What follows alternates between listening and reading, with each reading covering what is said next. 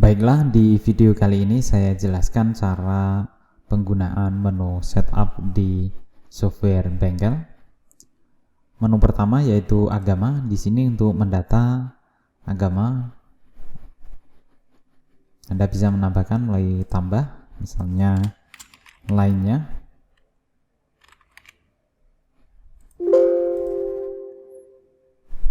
Nah, jika untuk mengeditnya juga mudah, tinggal klik edit, lalu edit jenis agamanya, kemudian simpan.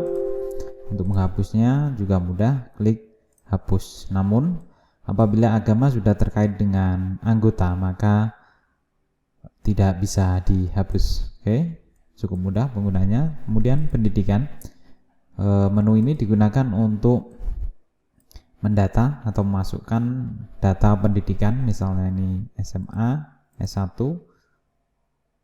misalnya ini SMP, kemudian simpan. Setelah itu kota, ini untuk menambahkan daftar kota, kemudian tambah, kemudian misalnya di sini saya masukkan kota Blora, kemudian provinsinya saya pilih Jawa Tengah, kemudian simpan. Cukup mudah juga untuk penggunaan menu kota di sini. Selanjutnya yaitu provinsi. Di sini sudah ada daftar provinsinya.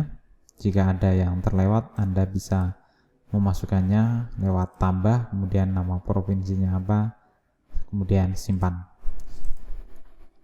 Selanjutnya yaitu kunci transaksi.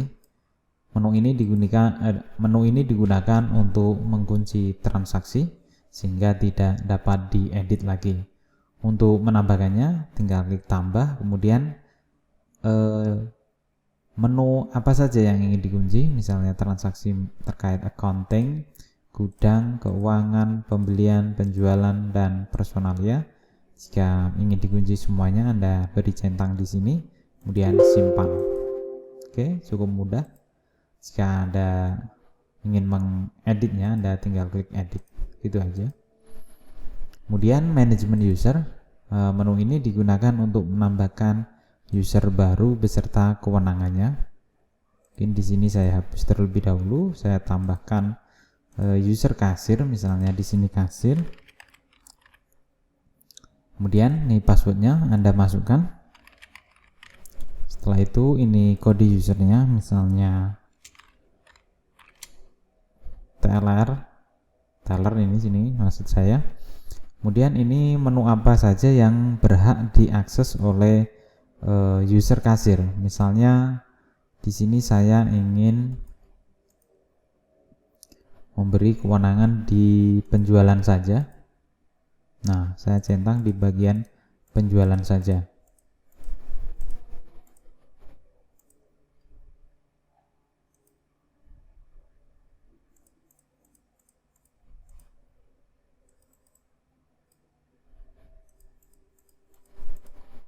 Kemudian di sini haknya bisa apa saja.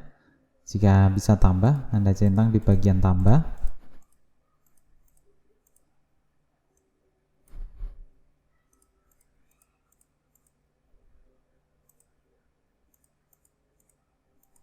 Jika ingin memberi kewenangan edit, Anda bisa memasukkannya di sini dengan cara mencentangnya.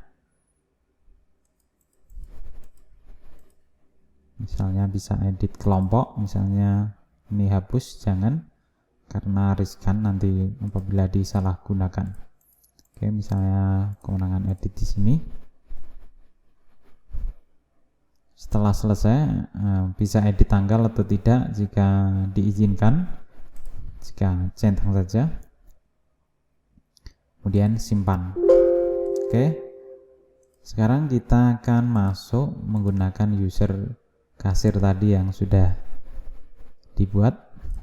Nah, sini masukkan usernya, kemudian passwordnya. Nah, di sini maka hanya menu penjualan aja yang masuk di sini, yang tampil di sini. Nah, Jadi user kasir hanya berhak untuk mengakses, nah di sini mengakses menu penjualan saja. Nah di sini tadi saya kasih centang tambah dan edit, maka di sini aktif, dan hapus tidak saya centang, maka tombol hapusnya ini non aktif. Oke, kembali lagi saya menggunakan user admin.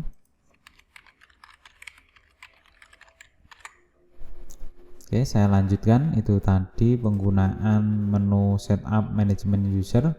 Kemudian di bagian option ini adalah dibuat untuk pengaturan. Ini pada dasarnya sudah diatur secara default atau bawaan dari software bengkel.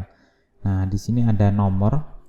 Maksudnya di sini adalah ini adalah diberikan jika Anda centang, maka penomoran akan diberikan secara otomatis.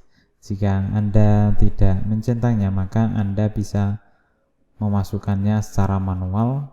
Kalau Anda memasukkan secara manual, maka Anda akan kerepotan sendiri. Saran saya lebih baik diotomatisasi aja melalui dengan di sini. Nah, dengan ketentuan yang ada di sini, yaitu D2 adalah tanggal 2 digit.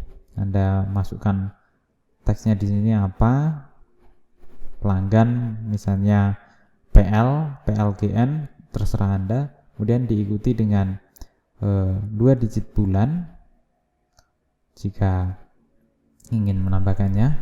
Kemudian ini 2 digit tanggal. Di sini Anda masukkan 2D, 2M jika ingin mengeditnya. Kemudian ini Y, tahun, year. Jika Anda ingin menggunakan kombinasi tanggal, bulan, dan tahun. Kemudian X, ini X3 adalah nomor 3 digit, X4 nomor di belakang dari kode tadi 4 digit. Kemudian XN Anda masukkan sendiri, M-nya ini bisa Anda masukkan 5, 6, dan sampai berapa gitu. Oke. Kemudian di bagian umum ini adalah setting umum. Nota penjualan Anda pilih faktur, yaitu berupa faktur. Kemudian jika Anda pilih struk, maka Anda akan seperti struk yang pada umumnya di Indomaret atau Alfamart gitu. Oke, seperti itu kurang lebih. Ini juga opsional aja.